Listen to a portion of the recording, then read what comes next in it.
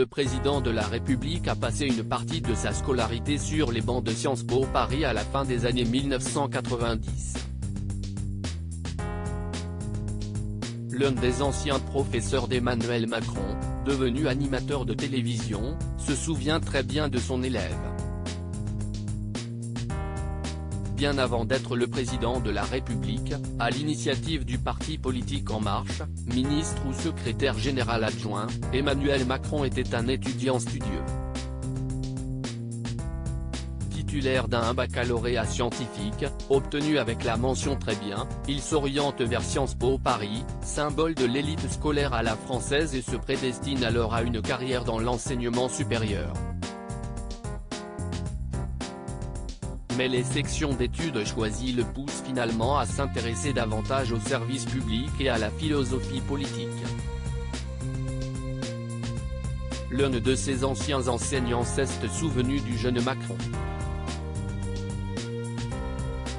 C'était un très bon élève CIST sur les bancs de l'institut qu'il a fréquenté entre 1998 et 2001 qu'Emmanuel Macron fait la rencontre d'un certain Ali Badou. En 1999, ce dernier dispense des cours de philosophie politique à Sciences Po, avant d'entamer une carrière de journaliste d'abord longtemps associé au groupe Canal, puis chez France Télévisions. Reçu par nos confrères du Figaro dans le Buzz Télévision, l'animateur de 48 ans s'est donc confié sur sa période de professeur, faisant quelques indiscrétions sur le dossier du chef de l'État. C'était un très bon élève. Je lui avais mis un 16/20 dans dissertation. À l'époque, il se demandait s'il allait choisir l'agrégation de philo ou aller à l'ENA. Puis, je l'ai recroisé sur des plateaux, mais on n'a pas noué de relation d'amitié, avoue-t-il. Sur la rubrique en ligne dédiée à la promotion 2001 de Sciences Po, Ali Badou ajoute « C'était le meilleur étudiant de ma conférence, mais je me souviens surtout qu'il adorait poser des questions, dialoguer. »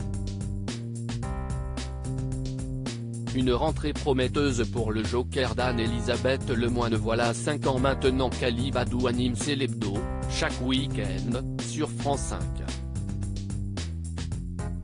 Un talk-show aux audiences très satisfaisantes, proche du million, du moins, suffisamment pour que sa durée soit rallongée jusqu'à 20h55, depuis le 7 janvier 2023. Jeanne rêvait. Quand on voyait cet avou durer plus longtemps, gagner des téléspectateurs et prendre plus de temps avec les invités, on s'est dit qu'on voulait la même chose car ça manquait à l'émission, notamment une place pour le débat, explique le présentateur au micro du Buzz Télévision. À lire aussi apéro, karaoké et Johnny Hallyday. Les folles soirées étudiantes d'Emmanuel Macron à Strasbourg.